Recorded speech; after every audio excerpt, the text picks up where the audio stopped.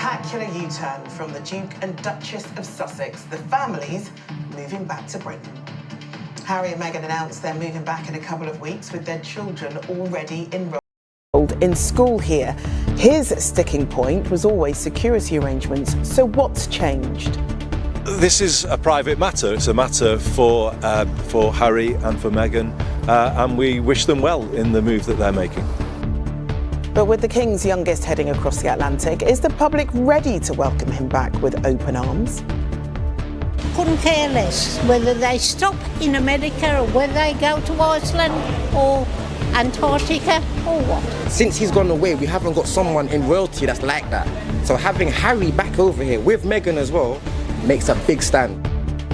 So after 6 years, multiple interviews, and of course Harry's book Spare, what's behind the move from California? Our royal editor Chris Shipp will have his analysis also tonight. With the Duke and Duchess of Sussex and their children set to return to the UK within days, it's still not clear tonight who will be paying for their security. Reacting to news of the royal couple's move, the Prime Minister wouldn't be drawn on the issue of their security, insisting it's a private matter. Prince Harry and Meghan's children, Archie and Lilibet, have reportedly been enrolled in schools here from September.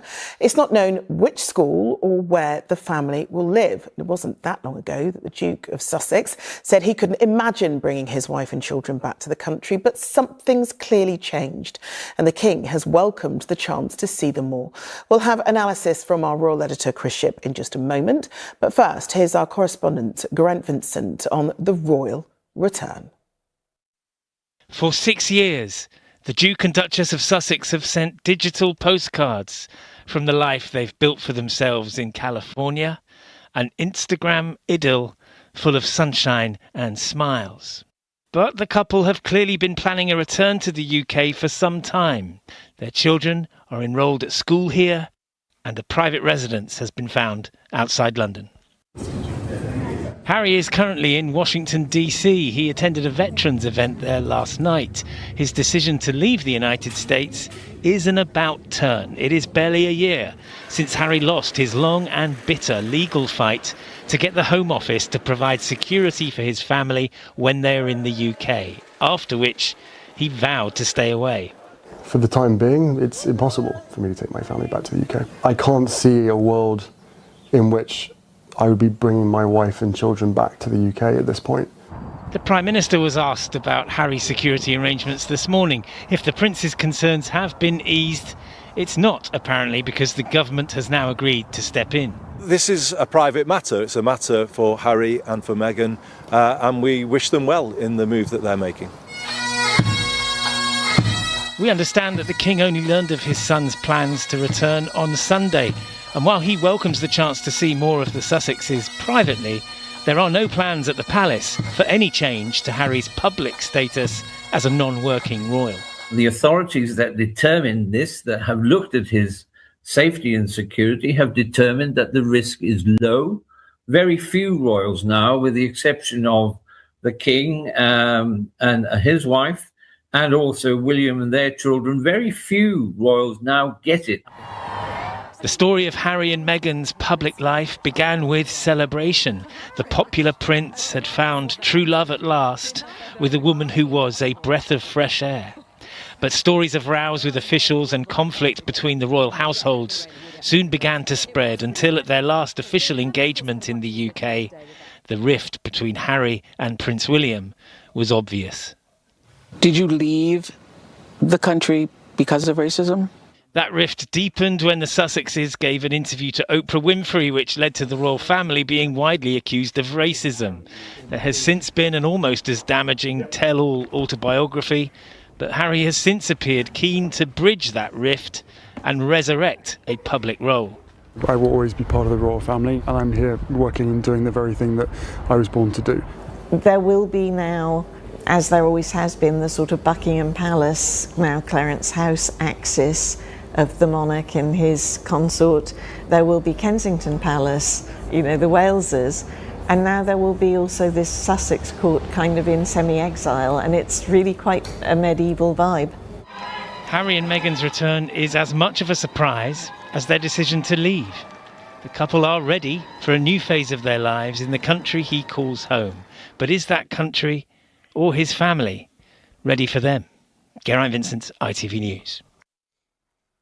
Well, earlier, while recording a pop-up edition of our podcast, Talking Royals, I asked our royal editor, Chris Shipp, just how surprised he was by today's announcement.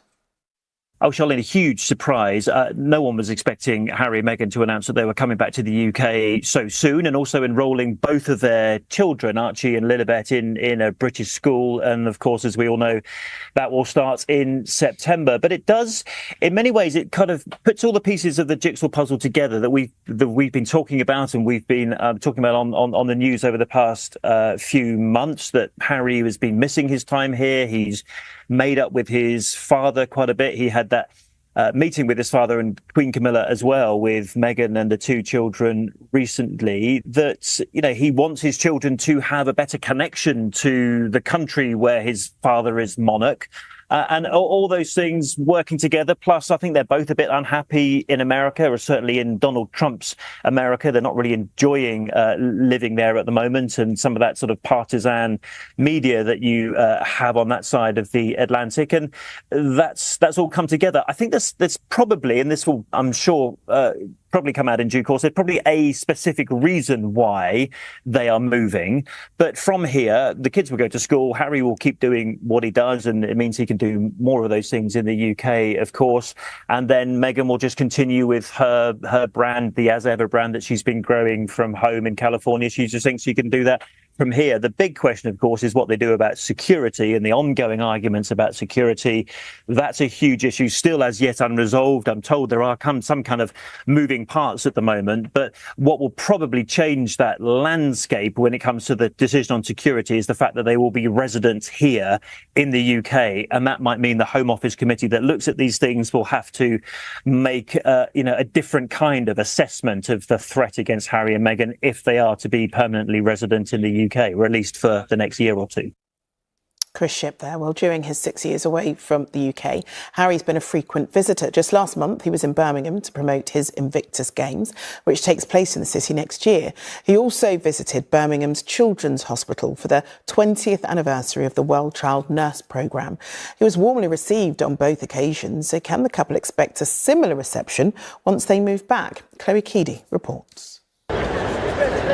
When Prince Harry played pickleball in Birmingham last month, it marked a homecoming for his beloved Invictus Games. What we didn't know then was that he was also planning his own return. And it's not just his Invictus family of military veterans who are celebrating. A day earlier, he'd been at Birmingham Children's Hospital meeting young patients and their families who are supported by the charity Wellchild. It's no surprise that they'll be happy to have their star patron home. Him being back means he's closer to that work, and he's closer to the families and to the nurses that are part of our community. So that's going to be great moving forward. But in West Bromwich, just outside Birmingham, not everyone shared the same excitement. Have you heard that Harry and Meghan are coming back? I did this morning on the television. And what did you think? Couldn't care less whether they stop in America or whether they go to Iceland or Antarctica or what. I think they have too much attention. Do they come across as people you like? No, I wouldn't say I'm mad at them, really. They're just everything's just all about like making as much money as you can now, you know what I mean? They seem to like the limelight a lot, don't they? Amazing. We need him back in this country. Since he's gone away, we haven't got someone in royalty that's like that. So having Harry back over here with Meghan as well makes a big stand. When they left, we thought it was quite sad for the community because she was doing a lot of work with young people. At this Birmingham charity, they remember the day that Harry and Meghan came to help encourage schoolgirls to pursue careers in science. We are hoping now they're coming back that they will actually get back into, inspiring young people, because the community does need it, and we did think it made a difference to us. The countdown is on to next year's Invictus Games. Some, but not others, will be watching and waiting to see what else Harry and Meghan do next. Chloe Keedy, ITV News, Birmingham. So Harry is currently still in Washington, D.C., and our correspondent Debbie Edward is there for us. What's been the reaction to all this stateside, Debbie? Well, it is, of course, headline news here in the United States. People very surprised by the decision, given that Harry had said he wanted to make America his family's home. But I think surprised, but perhaps not saddened by the news. When the couple first moved here 6 years ago, the American public was largely sympathetic towards them. It was, in many regards, a Hollywood story, a British royal fleeing the scrutiny of the British media. But in recent years, following various media projects, interviews, and Harry's memoir Spare, which led to questions over his immigration status here, opinions have become perhaps not quite so favourable. But you won't hear any criticism from the people that he's meeting here in DC. We're expecting him to arrive here at a veterans hospital. Supporting the veterans, as you heard from Chloe, has been his main focus for many years. And in a speech he gave in DC last night, he hinted that there could be a commercial venture to come soon. But news of his US departure breaking as he came here to meet with veterans perhaps gives him the opportunity to make clear to the military community that no matter where he lives in the world, his commitment to them remains as firm, even if his American dream is over. OK, Debbie, thanks very much. And apologies, there was an editing error in the opening of our first report that showed an image of Highgrove House, the King and Queen's family residence, which may well have confused you. But if you want to hear more on this story, Chris and I delve further into today's developments in a special pop-up edition of Talking Royals. Squaddies, sit down. Because ITV just dropped a late-night bombshell, and within about 4 minutes of their own coverage, the UK media had already managed to contradict itself, confuse a photo of Highgrove House for something else entirely, and drag out a random man on the street in West Bromwich to tell us he couldn't care less. While the actual people who know Harry and Meghan, the ones who've stood in a classroom with them, the ones who've watched them change a child's life in real time, were saying the exact opposite. That's the story tonight. Not just that Harry and Meghan are coming home. It's how the UK media is scrambling to cover it, and who they're choosing to platform while they do it. Because, make no mistake, this is a homecoming, and the tabloid machine does not know what to do with a homecoming it didn't get to script. ITV led with it as a spectacular U-turn. Interesting choice of words for two parents deciding their kids deserve a connection to their grandfather. But fine, let's Steelman it for a second, because that's how we do things here. Was this sudden? Yes. Nobody in the press pack was expecting an announcement that Harry and Meghan were relocating back to the UK, with Archie and Lilibet already enrolled in school for September. Even ITV's own royal editor, Chris Shipp, admitted on the record that he was blindsided. So on the surface, the shock framing isn't manufactured. It genuinely caught Fleet Street flat-footed. But here's where the Steelman ends and the pivot begins. Because shock very quickly curdled into suspicion the second the cameras started rolling. Instead of asking the obvious human question, why would two parents want their children to grow up knowing their grandfather? Half the coverage rushed straight to what changed, like there had to be an ulterior motive. Like a father wanting more time with his dad and a mother wanting her children to know where their family comes from wasn't reason enough. We've seen this movie before, Squaddies.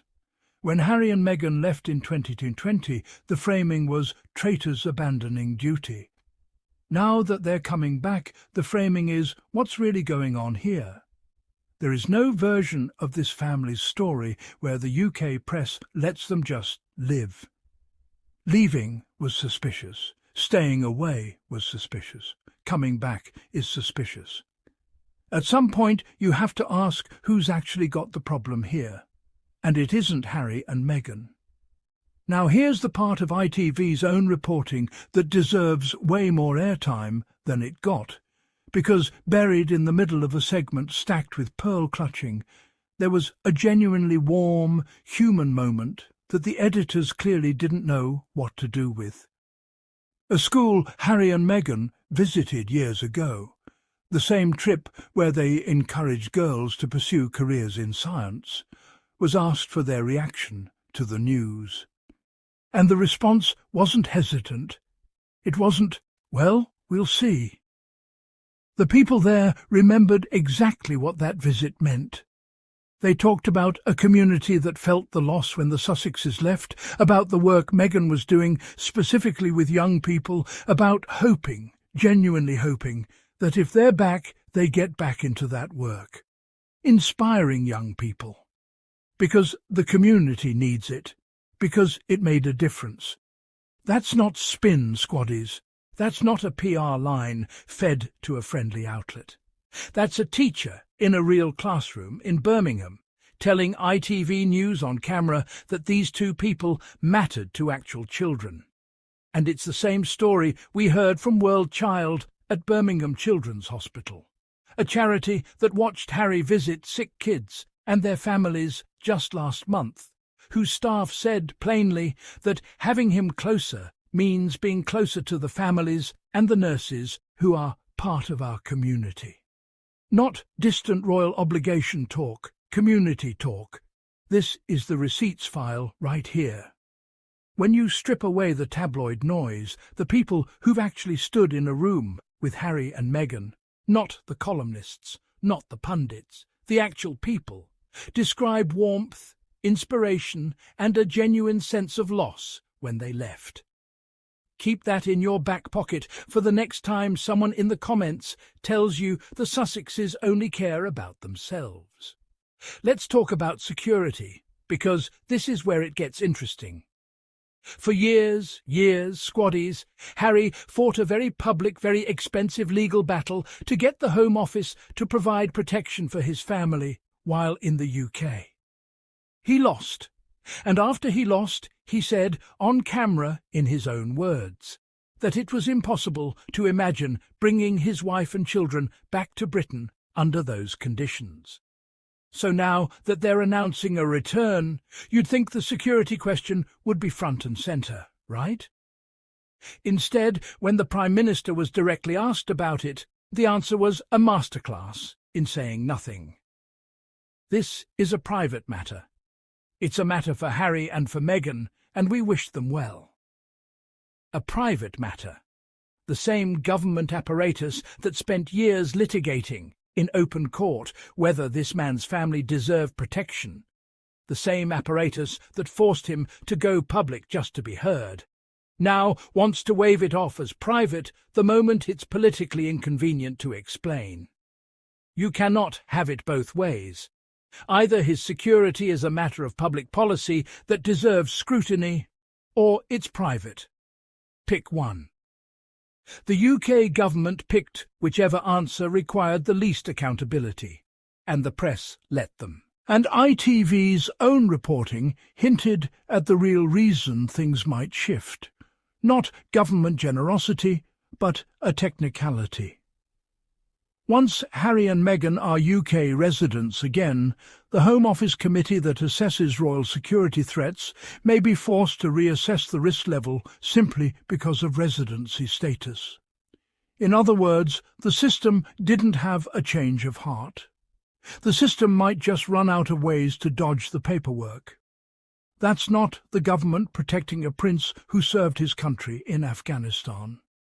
That's the government hoping nobody notices they never actually solved the problem. They just ran out the clock until circumstances changed it for them. Now, let's talk about editorial choices. Because out of every single person ITV could have put on camera in Birmingham to react to this story, they chose to feature a man saying he couldn't care less whether Harry and Meghan moved to America, Iceland or Antarctica. Someone who said, unprompted, that the Sussexes are only in it for the money and that they like the limelight too much. Compare that, side by side, with the World Child charity worker talking about how the community needs Harry back. Compare it with the teacher who watched her students get inspired by a royal visit years ago and still remembers it fondly. ITV had both of those stories sitting right there in the same package. And yet the couldn't care less soundbite is the one that got the punchy edit, the one clipped for social, the one that ends up as the headline quote shared 1,000 times by accounts that already hate this family. This is the tabloid machine in its purest form, squaddies. It's not that positive stories about Harry and Meghan don't exist. They absolutely do, and ITV's own correspondents captured them on camera. It's that positive stories don't generate the same engagement as a grumpy stranger dunking on a prince. So guess which one gets amplified? You don't have to imagine the double standard. It's sitting right there in one single news package, filmed by one single crew on one single day. Here's a small detail that says a lot. Near the end, time taken, no care given. Just get it on air, get the reactions, get the ratings. That's the environment Harry and Meghan are stepping back into. Not a media landscape that's grown more thoughtful in 6 years. The same machine, running at the same speed, making the same mistakes.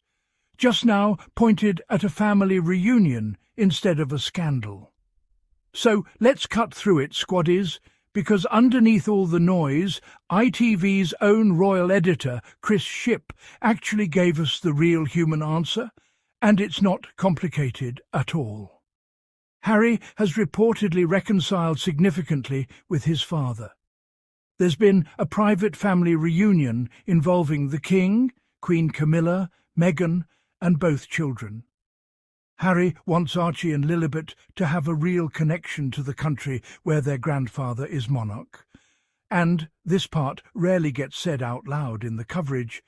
By Shipp's own account, both Harry and Meghan haven't exactly been thriving in Donald Trump's America, navigating a media and political climate on that side of the Atlantic that's been openly hostile in its own way.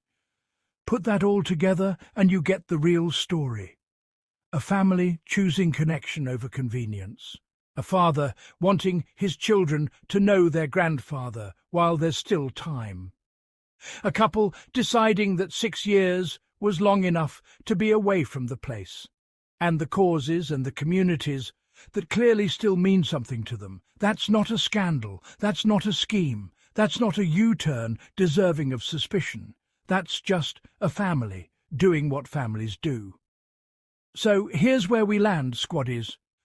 ITV had the receipts sitting right there in their own footage, a charity grateful for Harry's return, a teacher remembering the difference Meghan made, a royal editor calmly laying out a completely reasonable, human explanation for why this family wants to come home. And still, the loudest voice they chose to platform was a stranger on a street corner who couldn't be bothered to have an opinion beyond contempt. That's the tabloid machine. That's the Rota, doing what the Rota does. And it's exactly why this channel exists, because someone has to actually watch the full tape, not just clip the ugliest 10 seconds of it. If you're tired of watching this family get put through the ringer for the crime of wanting to raise their kids near family, you know what to do. Hit subscribe, ring that notification bell, and drop a comment telling me what you think really changed. Was it Trump's America? Was it the King? Was it just time? I want to hear it. Until next time, stay strong, squaddies. We'll see you in the next one.